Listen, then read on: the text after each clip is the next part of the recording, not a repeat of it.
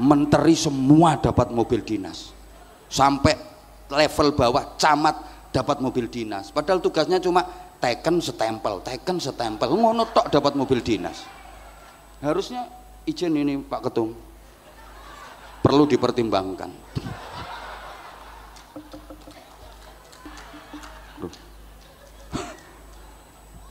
Sama-sama nyuri, lebih bahaya mana? Maling bodoh sama maling pinter?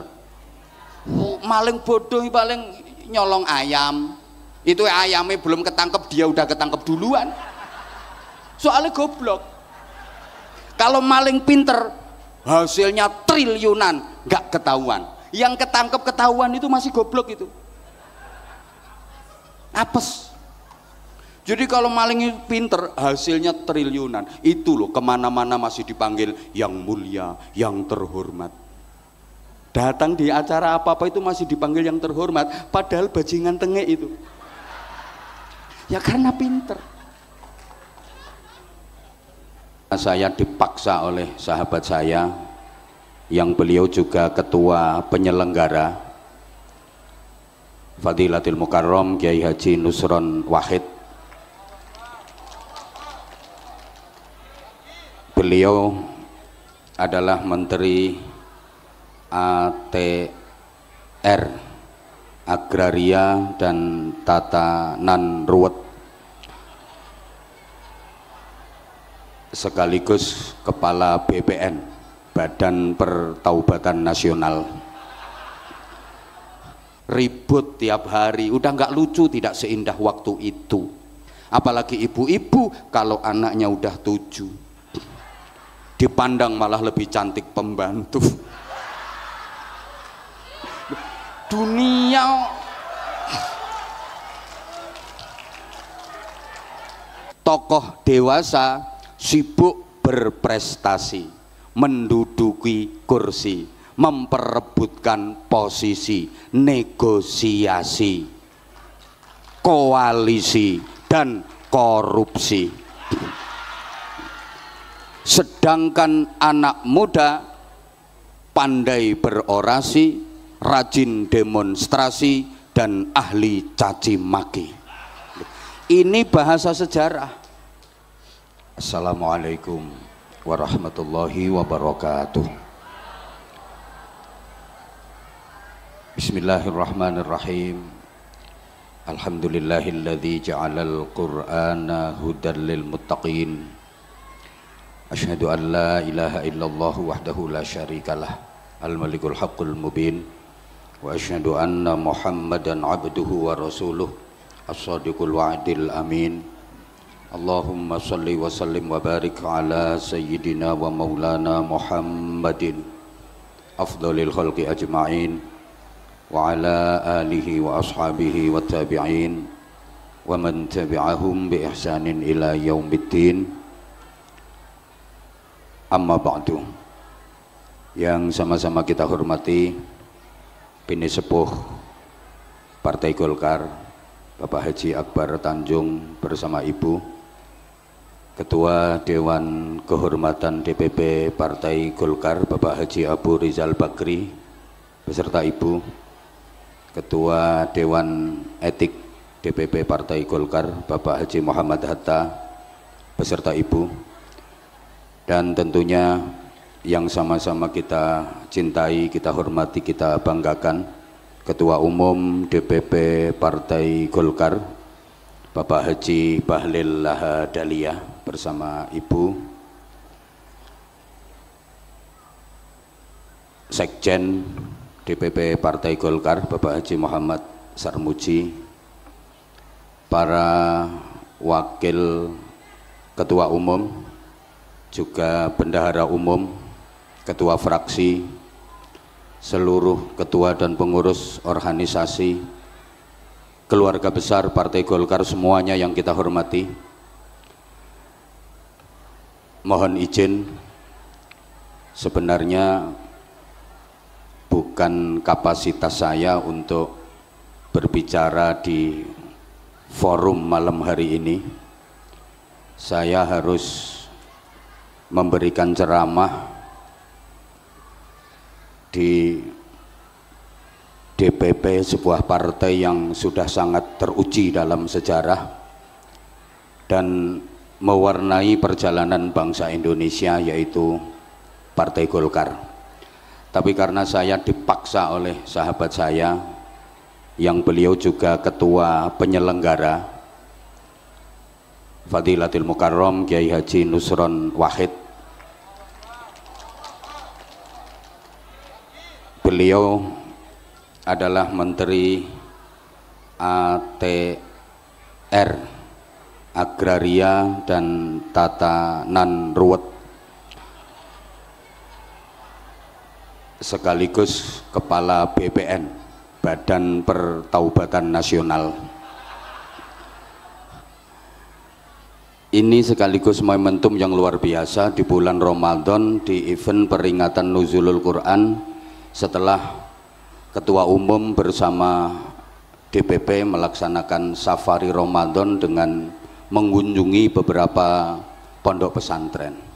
60 tahun usia Partai Golkar, ini sejarah yang cukup panjang.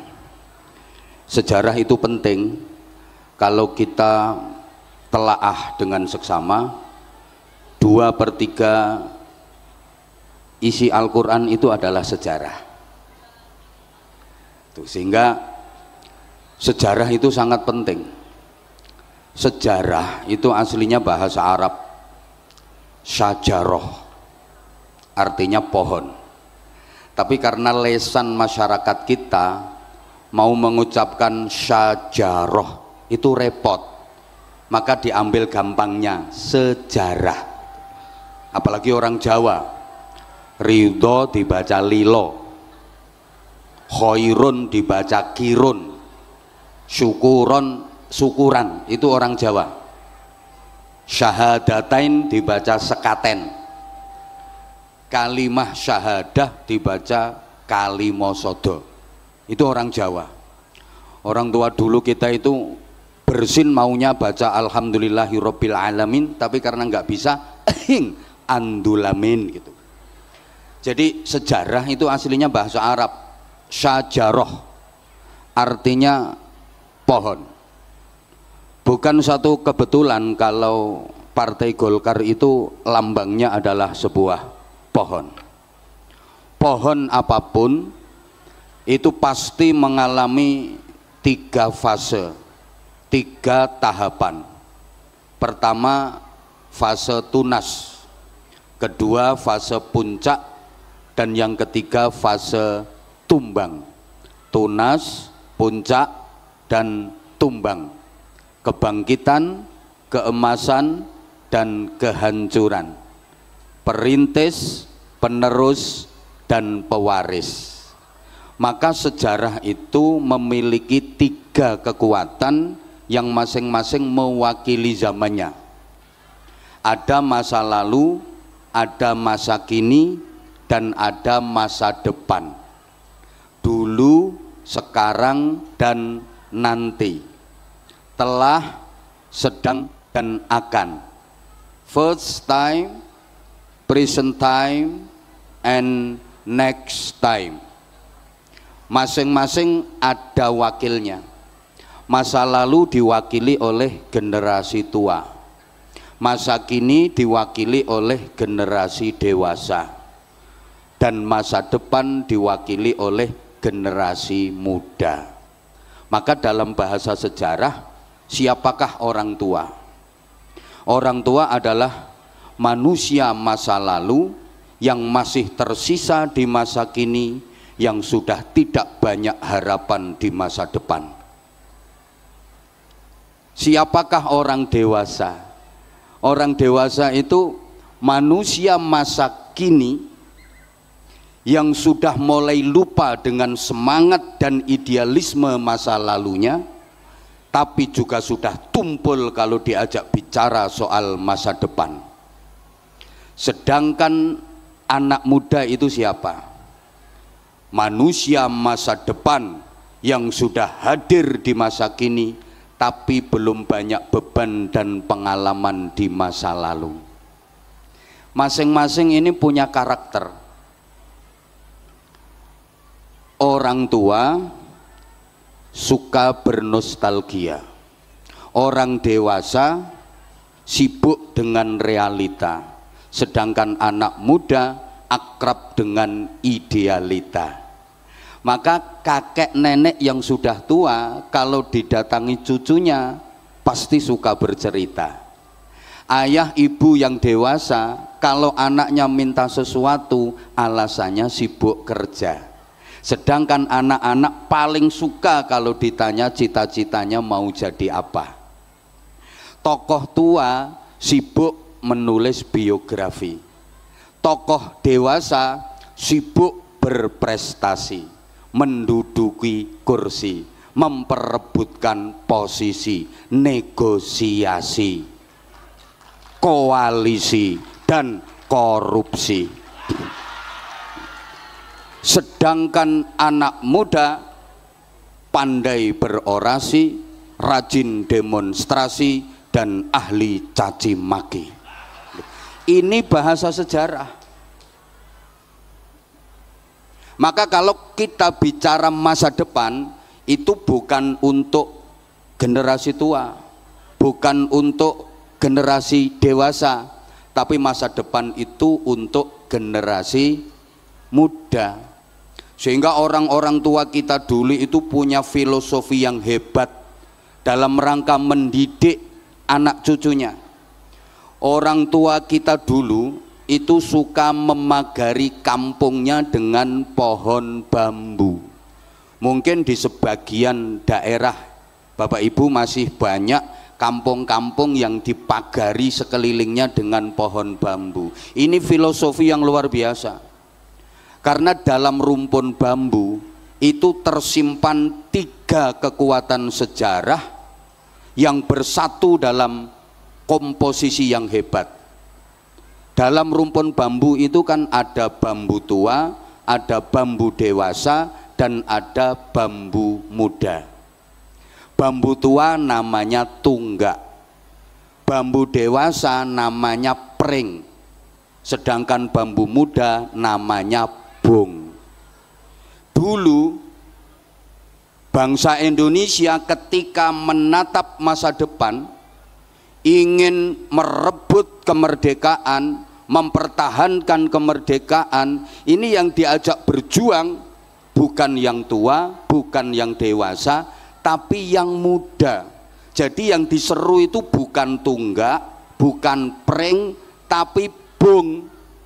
Makanya ada lagunya, mari bung rebut kembali, bukan mari pring rebut kembali, bukan mari tunggak rebut kembali.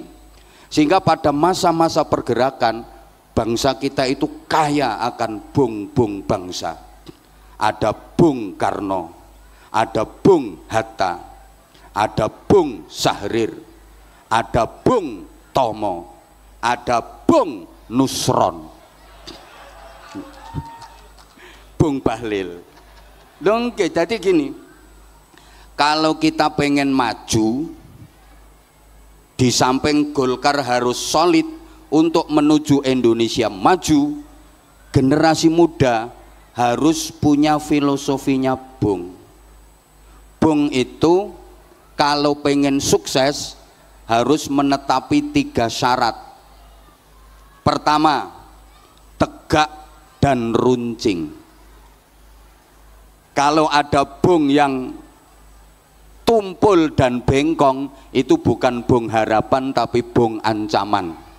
Biasanya dipotong terus dimasak di sayur. Bung yang sukses itu tegak dan runcing, artinya idealis dan kritis. Jangan pernah gampang merasa puas dengan pencapaian, tapi idealis dan kritis, artinya harus bisa jadi perintis bukan sekedar pewaris, pengais bukan pengemis, pelopor bukan pengekor, penggerak bukan penggertak, harus punya karakter bukan yang karaten, harus luar biasa bukan sekedar biasa di luar, harus terpelajar, jangan kurang ajar, harus beradab, jangan biadab. Yang kedua, Bung itu karakternya pengen bisa menyalip siapa saja, pengen bisa melampaui siapa saja. Jangankan bambu tua yang sudah lapuk, bambu dewasa yang tinggi menjulang harus bisa dilampaui, harus bisa disalip. Artinya ya generasi muda itu harus dinamis dan kreatif, bekerja dengan keras, bekerja dengan cerdas, sekaligus bekerja dengan ikhlas, mampu menggabungkan tiga hal ini secara terpadu: kerja keras, kerja cerdas, sekaligus kerja ikhlas. Kerja keras itu kerja pakai otot, kerja cerdas itu kerja pakai otak, sedangkan kerja ikhlas itu kerja pakai hati. Orang itu kalau cuma kerja keras hasilnya hanya pas, tapi kalau mau kerja cerdas hasilnya lebih luas, apalagi disempurnakan dengan kerja ikhlas hasilnya tak terbatas. Kasih contoh, kalau nggak dikasih contoh mesti nggak paham ya, soalnya kayaknya IQ-nya masih di bawah rata-rata. Kalau cuma kerja keras, kerja pakai otot, hasilnya hanya pas. Maaf, ini nggak beda kayak binatang, kayak sapi, kayak kuda, itu kerja pakai otot, kerja keras, hasilnya pas. Sapi suruh bajak di sawah, kuda suruh narik dokar, hasilnya pas, paling sehari 100.000, 200.000. Beda dengan kerja pakai otak, namanya kerja cerdas, itu kerja profesi, hasilnya lebih luas. Contoh, dokter, itu kerja profesi.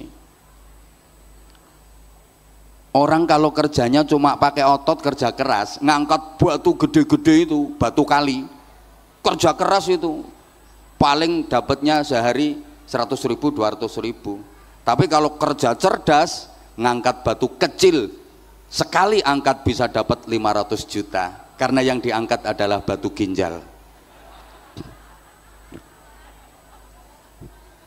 Hasilnya lebih luas, apalagi disempurnakan dengan kerja pakai hati, kerja ikhlas, hasilnya tak terbatas. Contoh kiai.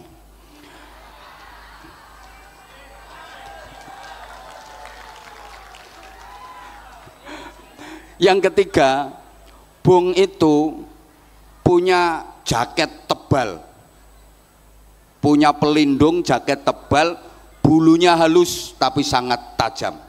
Ini artinya harus eksklusif yang protektif. Eksklusif bukan dalam rangka sombong angkuh, hendak, tapi dalam rangka memahami kekuatan internal bahwa saya harus terus berbenah agar tumbuh dan berkembang saya bisa berjalan dengan baik. Saya harus bisa tumbuh tinggi menjulang, bukan hanya melampaui tunggak generasi tua, tapi saya juga harus bisa melampaui pring generasi dewasa yang sudah tinggi menjulang. Karenanya Bung harus sadar bahwa pupuk terbaiknya adalah tunggak. Bambu tua yang sudah lapuk itu adalah pupuk terbaiknya Bung. Karenanya jangan pernah meninggalkan pini sepuh, jangan pernah meninggalkan generasi tua. Datangi, timba ilmu dan pengalaman dari mereka agar kita lebih hebat. Allahumma sholli ala Muhammad. Nah, kalau bicara soal masa depan, jamaah rahimakumullah, Al-Quran memberikan petunjuk kepada kita dalam doa yang sering kita baca dan kita sering sebut sebagai doa sapu jagat. Rabbana atina fid dunya hasanah wa fil akhirati hasanah wa qina adzabannar. Kita memohon kepada Allah agar diberikan kebaikan dunia akhirat. Doa ini juga mengajarkan kepada kita bahwa masa depan itu ada dua. Ada masa depan fid dunya, ada masa depan fil akhirah. Ada masa depan duniawi, ada masa depan ukhrawi. Ada masa depan sebelum mati, ada masa depan sesudah mati. Bapak Ibu, kalau misalnya panjenengan saya ajak bicara dan berpikir soal masa depan, kira-kira yang terlintas di pikiran dan benak panjenengan itu masa depan yang sesudah mati apa masa depan yang sebelum mati? Halo? Biasanya kalau panjenengan berpikir tentang masa depan, itu yang jenengan pikirkan, yang Bapak Ibu planning itu masa depan yang sesudah mati atau masa depan yang sebelum mati? Masa depan akhirat apa masa depan dunia? Kalau yang jawab akhirat itu kayaknya ada bohongnya, karena kita udah dikritik sama Allah, bal tu'thirunal hayatat dunia. Rata-rata manusia itu lebih mementingkan dunia, lebih memprioritaskan dunia daripada akhirat. Coba kita buktikan, dunia itu simbolnya harta, akhirat itu simbolnya pahala. Kira-kira lebih tertarik pahala apa harta? Dunia itu simbolnya bayaran, akhirat simbolnya ganjaran. Kira-kira panjenengan lebih tertarik ganjaran apa bayaran? Selama ini aktivitas harian panjenengan itu targetnya untuk mencari ganjaran apa bayaran?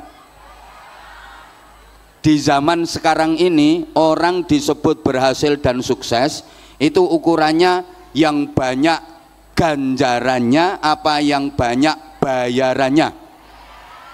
Orang dianggap sukses dan berhasil itu yang banyak pahala apa yang banyak harta.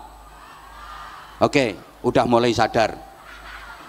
Sekarang Bapak Ibu misalnya punya planning mau membangun rumah yang layak huni, yang nyaman.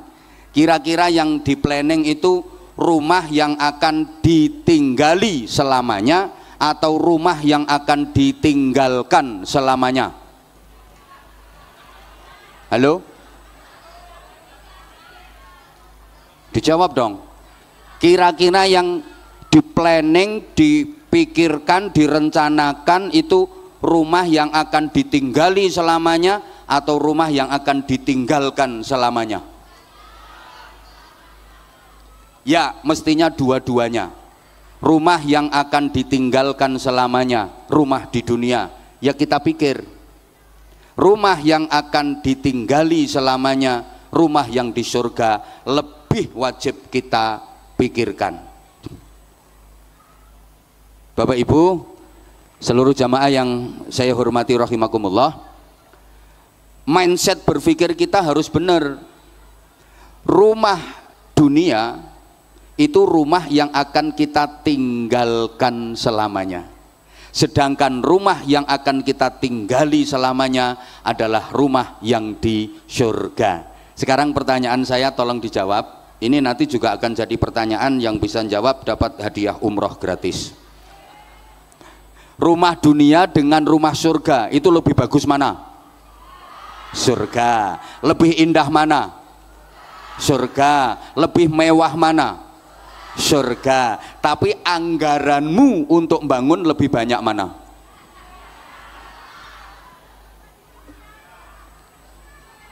Allah. Coba mari kita berpikir jernih.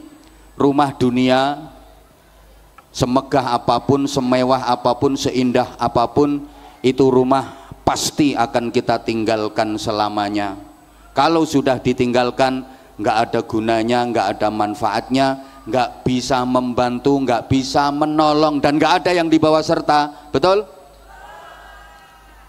Ada orang ke kuburan bawa cendela, genteng satu aja ndak.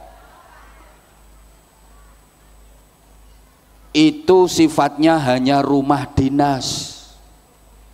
Rumah dunia itu sebagus apapun, semegah apapun, seindah apapun, semewah apapun, sifatnya hanya rumah dinas, boleh kita tinggali selama kita masih punya jabatan.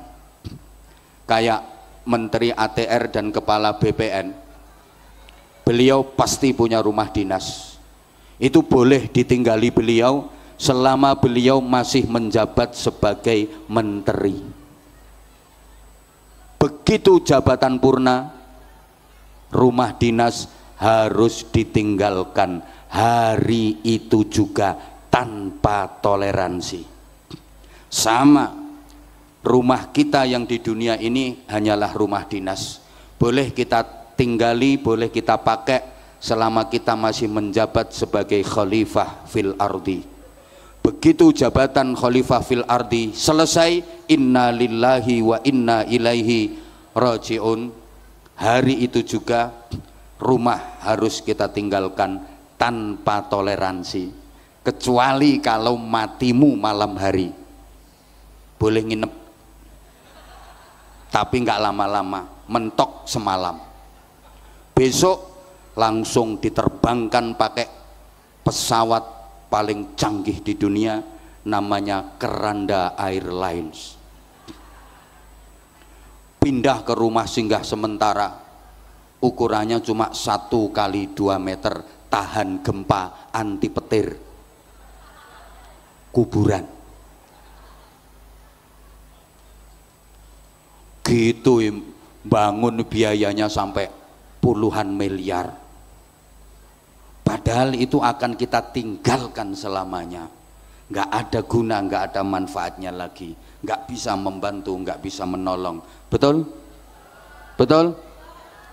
Sedang rumah yang akan kita tinggali selama-lamanya adalah rumah yang di surga. Pertanyaannya, sudah punya kapling di sana apa belum?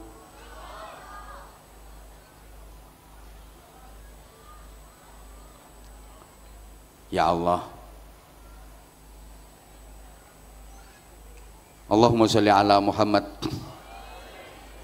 Maka Bapak Ibu jamaah rahimakumullah, supaya kita nggak salah langkah, supaya kita nggak salah pilih, maka kita sebagai seorang mukmin harus bisa menyikapi dengan benar.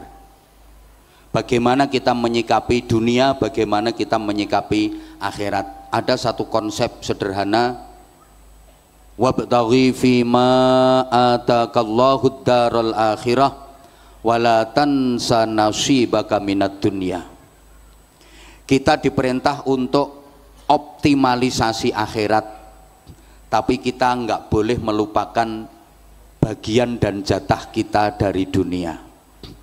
Cari akhirat sebagai kehidupan kita yang abadi selamanya, tapi jangan lupakan dunia bagianmu. Artinya gini, akhirat adalah tujuan utama, sedangkan dunia adalah tujuan antara. Kita harus tahu sifat dan karakter masing-masing Bapak Ibu. Dunia itu sifatnya hanya mungkin, mungkin dan mungkin, sedangkan akhirat itu sifatnya pasti. Bagaimana kita menyikapi yang mungkin, bagaimana kita menyikapi yang pasti. Saya ulang, dunia ini sifatnya hanya mungkin. Jadi apapun yang terjadi dalam kehidupan kita di dunia ini, mulai malam ini sampai nanti kita mati, itu sifatnya hanya mungkin. Mungkin iya, mungkin enggak. Mungkin terjadi, mungkin enggak. Sehingga kita kalau mau melakukan apapun disuruh bilang insya Allah, kalau Allah menghendaki. Karena dunia ini sifatnya hanya mungkin. Apapun yang akan terjadi dalam kehidupan kita mulai detik ini sampai nanti kita meninggal, itu nggak ada yang pasti. Sifatnya hanya mungkin, mungkin dan mungkin. Makanya kita kalau mau melakukan apapun, kita harus bilang insya Allah. Insya Allah tahun ini saya mau berangkat haji, insya Allah tahun depan saya mau mantu. Karena kadang kita punya rencana, udah di planning, udah mateng, bisa gagal kok. Betul? Betul? Maka Bapak Ibu yang punya anak, maaf, yang punya anak udah semester akhir kuliahnya, udah selesai skripsinya, didoakan mudah-mudahan bisa lulus jadi sarjana. Karena itu hanya mungkin kok jadinya sarjana, bisa jadi gagal. Hari H mau diwisuda, siap menyandang gelar sarjana, berangkat ke kampus naik motor, kurang 10 meter nyampe kampus ternyata dicium teleler, gagal, nggak jadi sarjana. Halo, ya Allah, dunia ini sifatnya hanya mungkin. Mohon maaf, ada orang yang udah lama pengen punya rumah, dia bisa bangun rumah, begitu rumah selesai belum sempet ditempati, pasang instalasi listrik, nyoba kesetrum, mati. Menabung untuk hari tua, tabungan dapat banyak, ternyata belum sampai tua sudah mati. Kadang-kadang belum mati udah komplikasi, dengan segala sesuatu yang digemari udah nggak berani mengkonsumsi. Dikasih sate dihindari, yang dicari cuma ikan teri. Keasinan dikit tensinya tinggi, makan cumi-cumi alergi, kena sambal goreng ati asam urat kambuh lagi, ginjalnya kena cuci darah seminggu 2 kali, kasih minum manis minta ganti karena udah punya pabrik gula sendiri. Istrinya masih cantik udah disfungsi ereksi, meskipun minum obat kuat tetap aja nggak bisa berdiri. Lu dunia ini sifatnya hanya mungkin. Kadang ada pemuda-pemudi sama-sama saling mencintai, belum tentu jadi suami istri. Betul? Pacarannya itu udah belasan tahun, ternyata nggak jadi suami istri. Coba bapak-bapak, maaf, yang sekarang jadi istri bapak itu dulu nominasi keberapa? Tanya Menteri ATR dan Kepala BPN itu, sekarang itu yang jadi istrinya itu dulu nominasi keberapa itu? Nomor 6. Atau misalnya udah sama-sama mencintai, belum tentu bisa bahagia, jadi suami istri tapi belum tentu bisa bahagia. Waktu pacaran aja sevisi semisi, sejiwa sehati, sehidup semati.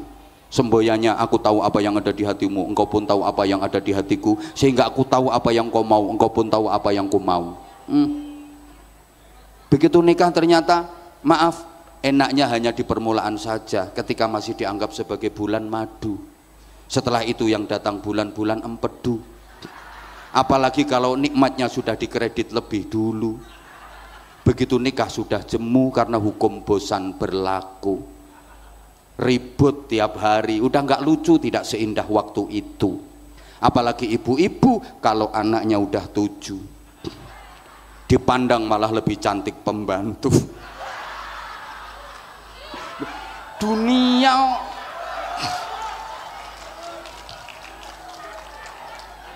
ya, dunia yang seperti itu, nggak ada yang pasti, sifatnya hanya mungkin dan mungkin, gitu loh. Makanya saya nggak berani memastikan kalau diundang ceramah di DPP Partai Golkar pasti dapat sangu banyak, nggak berani memastikan saya. Hanya mungkin ya. Itu semua akan tergantung ketua penyelenggara. Saya nggak berani memastikan. Semua itu hanya mungkin. Tapi akhirat itu pasti. Mati pasti. Alam barzah pasti. Hidup lagi sesudah mati pasti. Adanya surga dan neraka pasti. Siapa yang masuk surga pasti mulia, pasti bahagia. Siapa yang masuk neraka pasti hina, pasti menderita. Kalau dunia nggak ada yang pasti. Mungkin kata orang Jawa, dunia itu sawang sinawang. Sana ngelihat sini kayaknya enak sini, sini ngelihat sana kayaknya enak sana. Coba Bapak Ibu ngelihat orang yang profesinya kayak saya itu, menurut Bapak Ibu enak apa enggak? Naik, gantiin.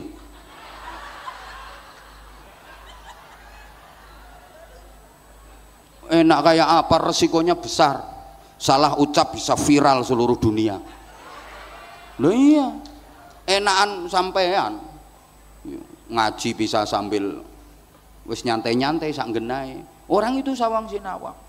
Dipikir jadi menteri itu enak, kinerjanya dievaluasi, dinilai, ndak bener, dihujat masyarakat seluruh Indonesia. Makanya saya nggak mau jadi menteri. Saya enakan kayak gini, renes. Kalau ketemu di forum, kiai ketemu menteri, kiai nyangoni menteri, nggak ada perdanya, nggak ada undang-undangnya. Tapi menteri nyangoni kiai wajib ain hukumnya gitu. Ini maksudnya sinergitas antara ulama dengan umara yang udah dilaksanakan oleh ketum tadi. Tadi saya di BCI nguri-uri, beliau itu bahasa Jawanya luar biasa karena punya kamus jalan. Tinggalannya sesepuh yang Partai Golkar itu dekat dengan ulama. Ini penting banget. Tepat yang disampaikan oleh beliau Pak Bahlil tadi bahwa sejarah berdirinya bangsa Indonesia itu nggak lepas dari peran para ulama. Yang itu mensinergitas antara ulama dengan umara. Gini ya, kalau panjenengan cermati sejarah dakwah perjuangan Islam di Indonesia, masjid sebagai simbol agama yang pertama kali dibangun di setiap daerah di Indonesia ini pasti letaknya di belakang alun-alun yang biasanya disebut dengan Masjid Agung. Di daerah manapun, di kabupaten manapun, Masjid Agung itu masjid yang pertama kali dibangun di daerah itu sebagai simbol perjuangan agama para aulia dan para ulama. Letaknya pasti di belakang alun-alun. Kenapa di belakang alun-alun? Ini filosofinya. Alun-alun itu tempat berhimpun, tempat berkumpulnya komunitas masyarakat dari berbagai elemen, dengan berbagai kultur, dengan berbagai karakter, ngumpul tumplek-blek di alun-alun situ. Maka dibangunlah masjid sebagai laboratorium rohani untuk mentarbiyah dan mentaklim masyarakat agar terus melakukan perbaikan menuju kebaikan untuk menjadi yang terbaik. Mbok gak dikatekno. Bisa dilanjut? Ini durasinya berapa Mas Menteri? Tambah 5 menit lagi sampai sahur. Yes, gak apa-apa. Sampean di sini sampai sahur, saya pulang duluan. Oke, maka masjid itu simbol agama, simbol ulama. Tidak jauh dari masjid dibangun pendopo kadipaten sebagai simbol pemerintahan, sebagai simbol umarok atau pemimpin, pejabat. Coba perhatikan, pendopo kabupaten di setiap daerah itu pasti letaknya berdampingan dengan Masjid Agung. Pendopo kadipaten jangan jauh-jauh dari masjid. Ini artinya apa? Umarok, pemimpin, pejabat jangan jauh-jauh dari ulama. Antara umarok dengan ulama, antara pejabat dengan kiai, ini harus gandeng. Makanya kiai itu nggak boleh anti politik, walaupun nggak harus terjun langsung di politik praktis. Harus tahu man la ya'rifis siyasah akalahus siyasah. Siapa yang nggak ngerti politik, dia akan dimakan oleh politik. Engko tak terangno iki, ketoke perlu dijelasno iki.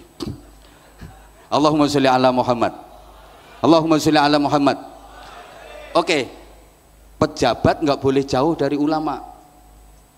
Supaya apa? Tadi beliau sudah menyampaikan, minta nasihat, minta bimbingan. Karena gini, kalau ada pejabat yang zalim, kalau ada pejabat yang nakal, mengkhianati rakyat, yang nanggung dosa paling besar adalah ulamanya.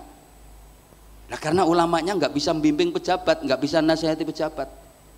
Sebaliknya, kalau ada ulama yang kesulitan ekonomi, susah cari makan, kalau sampai ada ulama yang miskin, yang nanggung dosa paling besar adalah pejabatnya. Lah misalnya pejabat-pejabat bantah, lah ulamanya ndak mau kerja. Lah kalau ulama pertentangan kerja, nanti yang ngajar ngaji, yang bimbing moral akhlak masyarakat siapa? Itu ini yang perlu kita perjuangkan, karena perhatian pemerintah kepada para ulama itu masih kurang. Loh, coba sekarang misalnya masyarakat itu nggak dibimbing moralnya, masyarakat brutal, tiap hari demo, roda pemerintahan nggak mungkin bisa berjalan dengan baik, betul? Betul? Lah siapa yang membina moralitas ulama? Negara, pemerintahan bisa berjalan dengan lancar, bisa berjalan dengan baik, itu karena masyarakatnya mudah dikendalikan, gampang diatur. Lah itu yang mengendalikan, yang mengatur itu para ulama. Tapi sampai hari ini penghargaan pemerintah masih kurang. Nggak ada kiai dapat mobil dinas, itu nggak ada. Menteri semua dapat mobil dinas, sampai level bawah camat dapat mobil dinas. Padahal tugasnya cuma teken setempel, ngono tok dapat mobil dinas. Harusnya izin ini Pak Ketum, perlu dipertimbangkan. Loh, gini loh maksudnya, ada hal-hal yang tidak bisa dikerjakan oleh ulama, ternyata yang bisa menyelesaikan adalah pejabat. Sebagaimana pejabat tidak bisa melakukan hal yang bisa dilakukan oleh ulama. Maaf ini, saya kasih contoh sederhana mawon, sederhana saja. Misalnya ya, di satu daerah itu ada tempat prostitusi. Masyarakat kan gerah, risih, pengen supaya tempat prostitusi itu bubar. Ulama-ulama ngumpul, istighosah. Ya Allah, bubarkan tempat prostitusi itu ya Allah. Malah rame kalau cuma diistighosai. Terus yang terkenal ampuh doanya itu, ya Allah, PSK penghuni prostitusi itu bikin korengan semua ya Allah. Malah mulus-mulus. Tapi kalau seorang pejabat, kepala daerah, udah ndak usah pakai qola ta'ala, ndak usah pakai qola Nabi, bikin perda. Tempat prostitusi itu ditutup selamanya. Tanda tangan neret, cetok, selesai. Betul?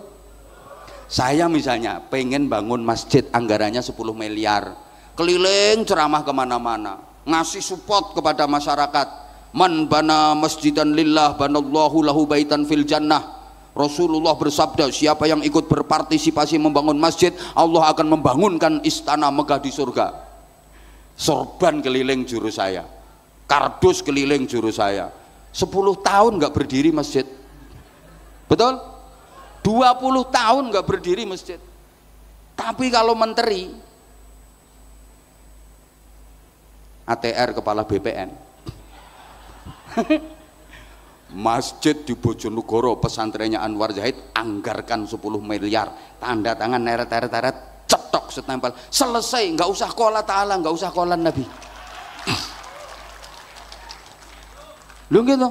Makanya sekali lagi kita nggak boleh anti politik. Politik melahirkan kekuasaan, kekuasaan melahirkan kebijakan, dan kebijakan yang berpihak kepada rakyat ini yang akan kita harapkan. Ngono lho maksudnya. Kita nggak boleh anti politik. Allahumma sholli ala Muhammad. Ya udah. Terakhir wes, belum, sebentar lagi. Jadi ini kalau kita bicara tentang sinergitas antara ulama dengan umaro. Tadi masjid sebagai simbol agama, ulama tempatnya jaraknya nggak jauh dari pendopo, kadipaten sebagai simbol pemerintahan, sebagai simbol umaro, pejabat. Biasanya nanti di sebelahnya pendopo kabupaten itu pengadilan, kejaksaan, nggih. Sebelahnya lagi penjara, kanggo sing ngono-ngono kae. Ini dari sisi politik seperti itu tatanannya. Oke, kita kembali ke akhirat. Itu pasti. Kalau dunia hanya sawang sinawang, kata orang Jawa itu, sawang sinawang. Kadang yang naik Mercy Brebes Mili, yang naik becak bisa lincak-lincak. Itu kalau dunia. Tapi kalau akhirat itu pasti, surga pasti, neraka pasti. Siapa yang masuk surga pasti mulia, pasti bahagia. Siapa yang masuk neraka pasti hina, pasti menderita. Kalau dunia hanya mungkin saja, belum pasti yang kaya lebih bahagia daripada yang miskin. Betul? Makan di restoran mewah belum tentu lebih nikmat daripada makan di tengah sawah. Kadang makan di tengah sawah itu menunya sangat sederhana, nasi sama sambel aja, cuma nasi putih sama sambal kecap tok plus sate. Nah itu Masya Allah nikmatnya luar biasa. Oke, nasi sama sambal tok itu, wih entek-entekan kata orang Jawa. Habis nasinya tambah sambelnya, habis sambelnya tambah nasinya, nasi habis tambah sambelnya, sambel habis tambah nasinya. Nggak mikir utang kok, nikmat. Lah yang makan di restoran mewah dengan menu lengkap belum tentu nikmat. Dia baru dapat 2 sendok ditelan, sendokan ketiga kesedek dia. Oh, karena dia dengar ada orang batuk dari belakang, suaranya persis orang yang dihutangi.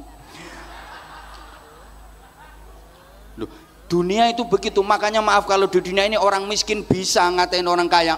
Belum tentu orang kaya hidupnya lebih bahagia daripada orang yang miskin. Memang iya kok. Belum tentu yang kaya hidupnya lebih bahagia daripada yang miskin. Dunia ini hanya mungkin. Belum tentu jadi menteri lebih bahagia daripada jadi rakyat. Wedi dipecicili KPK terus kok. Loh, dunia itu memang seperti itu. Dipikir jadi ketua umum itu enak apa? Ngono direbut ora karu-karuan polae. Dipikir enak apa? Resikonya Masya Allah luar biasa. Luar biasa. Ini dunia. Makanya kalau di dunia orang miskin berani ngatain orang kaya, belum tentu jadi orang kaya lebih bahagia daripada orang miskin. Memang iya. Tapi kalau di akhirat nggak bisa. Masuk neraka mau ngatain yang di surga. Belum tentu di surga lebih enak daripada di neraka. Di neraka pertamanya nggak enak, panas, lama-lama biasa kalau udah adaptasi. Neraka kok adaptasi.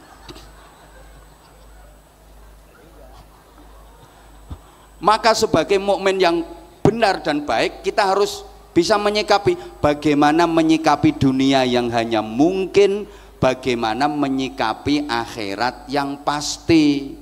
Cari kebahagiaan akhirat yang pasti, tapi jangan lupakan bagianmu di dunia yang itu mungkin. Dunia ini tujuan antara, akhirat tujuan utama. Maka orang mukmin itu seluruh aktivitas hidupnya diniatkan mencari akhirat tapi tidak melupakan dunianya. Allahumma sholli ala Muhammad.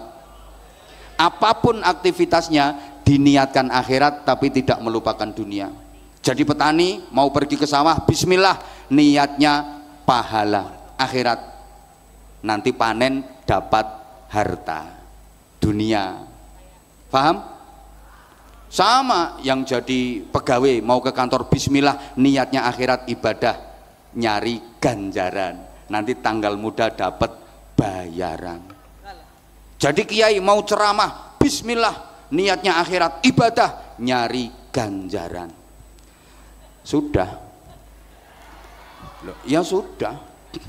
Terakhir yang disampaikan oleh ketua panitia tadi, inti peringatan nuzulul Quran itu bukan kita mempelajari bagaimana sejarahnya, enggak, tapi bagaimana kita bisa menuzulkan Al-Quran pada jiwa kita, bagaimana kita bisa menempatkan Al-Quran pada jiwa kita sehingga kita menjadi manusia-manusia yang berjiwa Quran. Wahyu yang pertama kali turun, Iqra bismi rabbik. Iqra itu dimensi intelektual, bismi rabbik dimensi spiritual.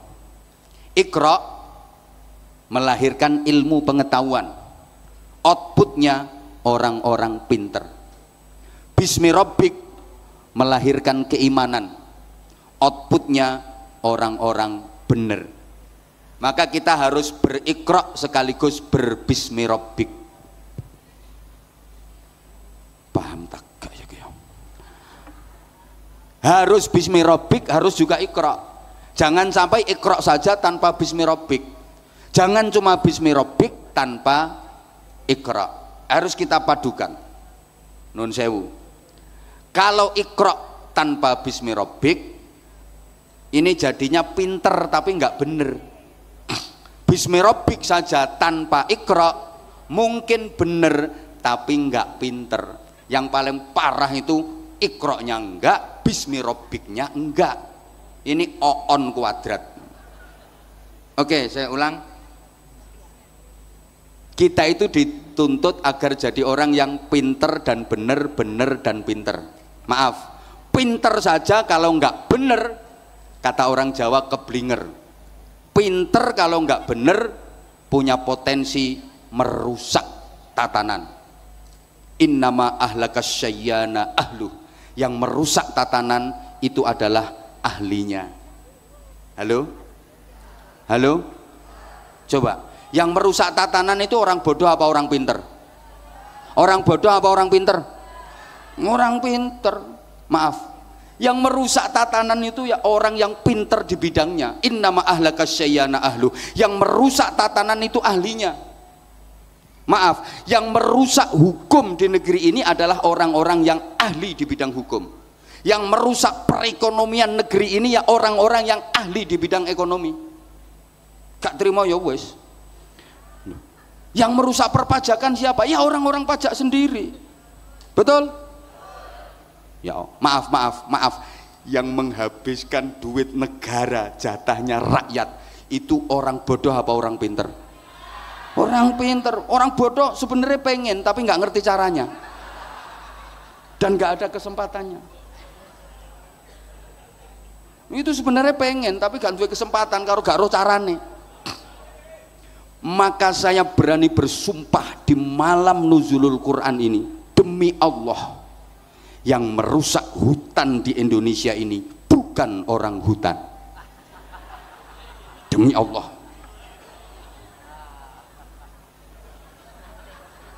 Yang merusak laut di negeri ini juga bukan anjing laut.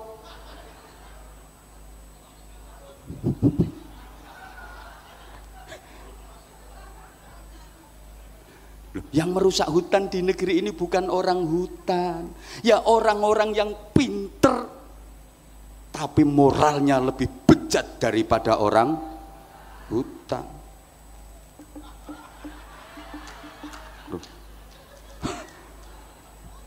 Sama-sama nyuri, lebih bahaya mana? Maling bodoh sama maling pinter?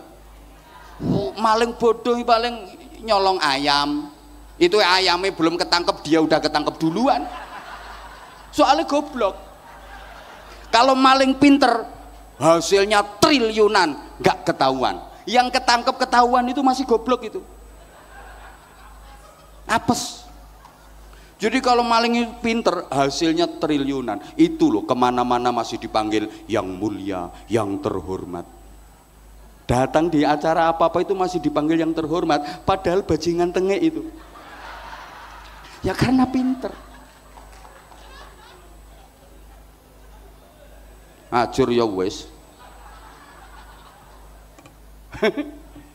Loh, itu pinter kalau enggak bener. Makanya pentingnya bismirabbik itu di sini. Mohon maaf Bapak Ibu, mohon maaf banget. Indonesia ini enggak kekurangan orang pinter. Tiap tahun fakultas-fakultas perguruan tinggi melahirkan orang-orang pinter. Betul? Kita yang kekurangan itu orang bener.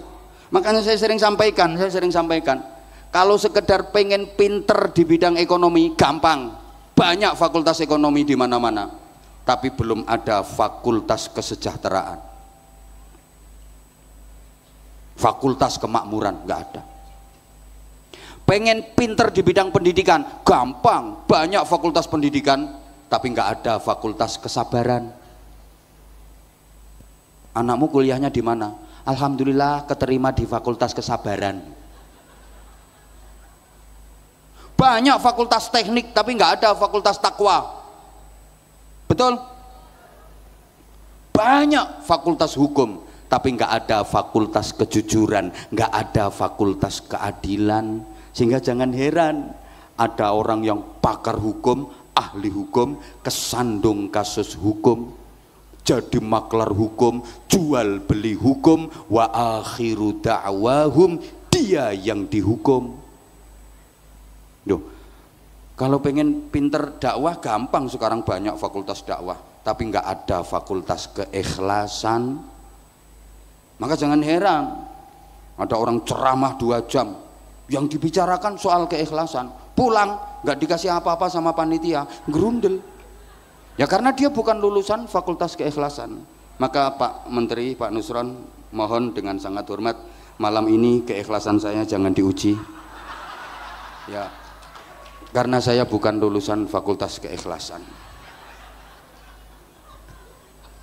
Makanya Bapak Ibu, Bismi Rabbik ini yang melahirkan al-hikmah wal barokah. Kalau Iqra itu melahirkan intelektualitas. Banyak orang sukses jadi tokoh hebat bukan karena Iqra-nya, tapi karena Bismi Rabbiknya. Nih sekedar yang saya sampaikan, mohon maaf ini masih ada undian kuis. Saya mohon dengan sangat kepada pertama beliau Bapak Haji Bahlil Lahaladia selaku Ketua Umum untuk menunjuk salah satu jamaah maju ke depan untuk saya kasih pertanyaan, nanti kalau bisa jawab langsung dapat hadiah umroh gratis.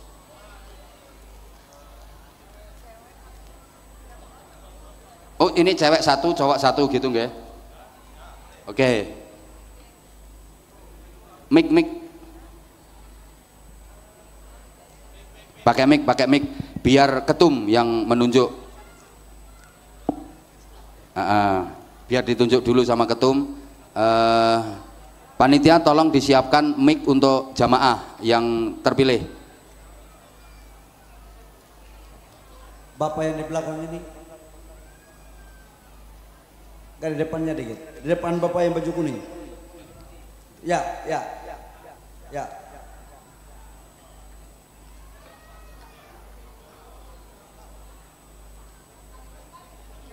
Mana? Silakan. Ya boleh Bapak yang maju. sudah ditunjuk untuk maju 2 orang ke depan. Bapak, satunya ya, jamaah perempuan. Ibu ya. Sama ibu. Oke.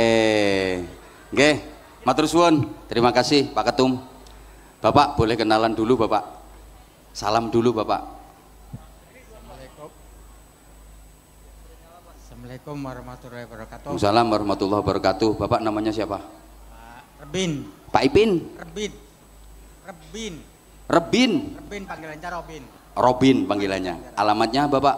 Alamat Mic-nya agak dideketin Bapak.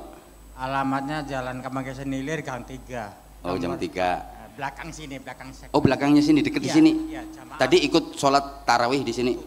Tiap malam. Oh, tiap malam di sini. Iya, iya. Berarti jamaah rutin Masjid DPP Partai Golkar ini. Betul. Alhamdulillah, tepuk tangan. Nggak salah pilih ketua umum memilih panjenengan Bapak. Oke Bapak. Alhamdulillah. Pertanyaannya gampang Bapak. Pertanyaannya gampang banget. Jangan susah-susah. Jangan susah-susah. Iya. Ya udah. Kalau pertanyaannya jangan susah-susah. Oke. Al-Quran itu terdiri dari 30 juz dan berapa surat? Ini kan peringatan nuzulul Quran. Ya. Al-Quran itu ada 30 juz. Pertanyaannya ada berapa surat? Berapa ya? 30. Ada berapa surat? 30. 10. Mohon maaf Bapak ya, jawabannya masih salah. Kiai, Nggih. Pak Kiai, Ya. Kiai, Nggih, Bapak. Pak Kiai, Ya. saya bantu aja biar beliau yang umroh. Oke. Tepuk tangan untuk beliau, subhanallah. Amin. Jadi ini Amin. Beliau jawabnya udah benar, Heeh. karena Kiai belum sampaikan yang sesungguhnya, jadi jawabannya tadi maksudnya apa yang Kiai pikirkan itu jawaban dia. Oh iya, masya Allah, Amin. betul. Amin, Top. amin. Ini kalau musuh orang politik ya kayak gitu. Ya, Pokoknya kalau sama orang politik ya kayak gitu. Bapak betul jawabannya Bapak. Terima kasih. Jadi jawabannya Bapak betul sekali. 10 ditambah 104 surat, jadi 114 surat. Terima kasih Bapak. Bapak selamat. Bapak mendapatkan hadiah umroh. dari DPP Partai Golkar. Ucapkan terima kasih Bapak. Gimana Bapak perasaannya? Bingung ini. Bingung? Bingung. Ya, terima kasih Bapak. Bapak masih ada istri? Masih. Bapak istri masih ada? Masih ada. Sehat? Alhamdulillah sehat. Ya, Bapak 2 orang dengan ibu. Masya Allah. Ya. Masya Allah, subhanallah. Langsung umroh sekalian, Masya Allah. Nah, sekaligus penyerahan voucher dari Ketua Umum kepada Bapak yang beruntung. Tepuk tangan sekali lagi untuk Ketua Umum, untuk DPP Partai Golkar, matur suwun. Nggih, udah Bapak. Dah, terima kasih Bapak. Mic-nya jangan dibawa pulang, Pak. Nggih, sekarang ganti Ibu. Salam dulu Ibu. Assalamualaikum warahmatullahi wabarakatuh. Waalaikumsalam warahmatullahi wabarakatuh. Ibu namanya? Nama saya Nur Hayati. Bu Nur Hayati. Alamat? Alamat di Jalan Kerukut, Jakarta Barat. Jakarta Barat? Iya. Kok jauh Bu? Iya, Taman Sari, Jakarta Barat. Taman Sari, Jakarta Barat. Jakarta Barat. Tiap hari juga ikut jamaah di sini? Kebetulan alhamdulillah kami dari utusan dari Muslimat Matlaul Anwar. Utusan dari Muslimat. Masya Allah, ini bukti kedekatan antara Golkar dengan Muslimat. Tepuk tangan. Masya Allah. Nggih. Nyampe sini tadi jam berapa Ibu? Tadi sampai sini sekitar jam 5 lewat karena ada macet sedikit, tapi alhamdulillah bisa mengikuti sholat maghrib berjamaah dengan imam dari Mekah Al-Mukarramah Syekh Abdurrahman Al-Ausi, kemudian sholat tarawih dan alhamdulillah mendapatkan nasihat penyegaran dari Kiai. Masya Allah, makanya nasi kotaknya kurang itu tadi gara-gara ada Ibu tadi. Ibu kok dengar kalau di DPP Partai Golkar hari ini ada peringatan Nuzulul Quran? Iya, karena kami diinformasikan dari Muslimat Matlaul Anwar. Oh, dari Muslimat Matlaul Anwar. Oke. Iya, seneng nggak Bu bisa sholat tarawih bareng terus mengikuti kegiatan yang dilaksanakan oleh DPP Partai Golkar ini? Alhamdulillah, pertama saya bersyukur pada Allah karena saya bisa bersilaturahim dengan bapak-bapak yang selama ini saya cuma bisa lihat di TV. Masya Allah, dengan Bapak Haji Bahlil, dengan Bapak Masya Allah, yang saya cuma bisa lihat di TV, dan hari ini alhamdulillah saya bisa menatap langsung, Masya Allah. Udah Bu, Masya Allah, nggak usah pertanyaan langsung dapat. Masya Allah. Langsung, nggak usah pertanyaan langsung dapat. Dorong ketume dilem. Terus siapa lagi yang biasanya cuma bisa nonton di TV? Pak Haji Bahlil, terus siapa lagi? Abu Rizal Bakri. Pak Haji Abu Rizal Bakri, Masya Allah, keren. Sama ini juga saya cuma bisa lihat di TV, dan alhamdulillah tadi bertemu juga dengan Bapak Haji Akbar Tanjung, Masya Allah. Terus beliau sholat, dan bapak-bapak semua di sini, bagi saya silaturahimnya hari ini sangat luar biasa. Kalau Pak Nusron? Nah, saya tadi dibisikin sama Ibu Ustadzah dari Jakarta Pusat. Ustadzah, itu yang di samping pakai baju putih, pakai kain itu Bapak Nusron. Yang mana ya itu? Oh iya. Jadi apunten Pak Nusron, saya baru ngeh gitu. Oh, baru ngeh. Iya. Kesan pertama untuk Pak Nusron? Kesannya Masya Allah, pokoknya pesantrenan banget. Artinya kiainya itu nampak sekali.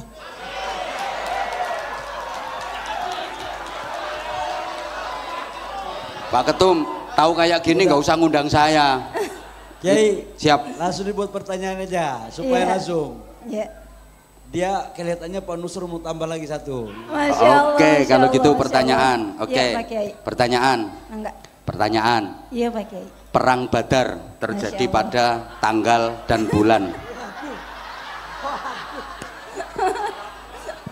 Pak Kiai, Pangapunten, tadi saya betul-betul menikmati daripada tausiah dari Pak Kiai. Jadi saya betul-betul tentang nuzul Quran dan materi yang tadi Pak Kiai sampaikan. Nggak kebayang kalau pertanyaannya tentang Perang Badar. Nah, karena saya tahu Ibu tadi menyimak dengan seksama, sehingga maka pertanyaannya saya lempar. Kalau pertanyaannya seputar materi saya, pasti Ibu bisa jawab, saya tahu. Makanya saya kasih pertanyaan yang lain. Saya bantu.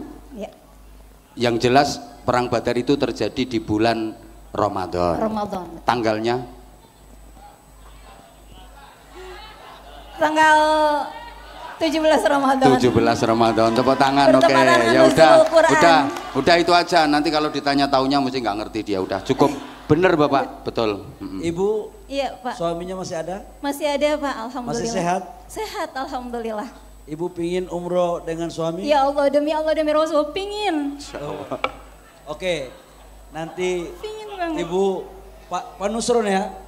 Pak Nusron akan bantu suami Ibu untuk umroh dengan Ibu ya. Alhamdulillah, ya Allah. Alhamdulillah. Karena Pak Nusron ini kiai benaran ini. Bapak Haji Bahlil Lahadalia dan Bapak Nusron, Pak Kiai beserta seluruh jajaran, saya mengucapkan terima kasih. Doa yang selama ini saya panjatkan. Masya Allah. Mungkin malam ini di malam nuzulul Quran Allah ijabah. Oke, monggo Ibu naik ke pentas Ibu. Monggo Pak silakan Nusron, untuk Pak Nusron yang mengisi. untuk Pak Nusron, menerima voucher umroh dari Pak Nusron Wahid, Kiai Haji.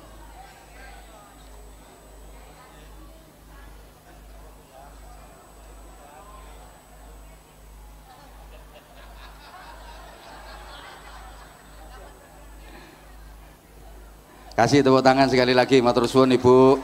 Selamat menunaikan selamat hadiah yang didapat. Jamaah sekalian, kita sudah sampai di penghujung acara malam hari ini. Mari kita tutup dengan doa sederhana. Mudah-mudahan kita senantiasa dikaruniai panjang umur, sehat wa'afiyah. Hari-hari yang tersisa di bulan Ramadan tahun ini mudah-mudahan bisa kita manfaatkan dengan sebaik-baiknya. Kita maksimalkan ibadah kita, jangan sampai kendor. Mudah-mudahan kita termasuk orang-orang yang mendapatkan anugerah Lailatul Qadar. Mudah-mudahan Ramadan tahun ini adalah Ramadan terbaik dari Ramadan-Ramadan yang sudah kita lalui. Dan kita tentu berharap masih dipertemukan lagi dengan Ramadan-Ramadan berikutnya. Dan sama-sama kita berdoa ke depan, mudah-mudahan Partai Golkar makin maslahah, manfaah dan barokah untuk bangsa Indonesia. Al-Fatihah. A'udzubillahi minasyaitonirrajim. Bismillahirrahmanirrahim. Alhamdulillahirabbil alamin arrahmanir rahim maliki yaumiddin. Iyyaka na'budu wa iyyaka nasta'in ihdinas siratal mustaqim. Siratal ladzina an'amta 'alaihim ghairil maghdubi 'alaihim waladdallin. Terima kasih atas segala perhatian, kekhilafan dan kesalahan. Saya mohon maaf yang sebesar-besarnya. Subhanakallahumma bihamdik asyhadu an la ilaha illa anta astaghfiruka wa atubu ilaik. Assalamualaikum warahmatullahi wabarakatuh.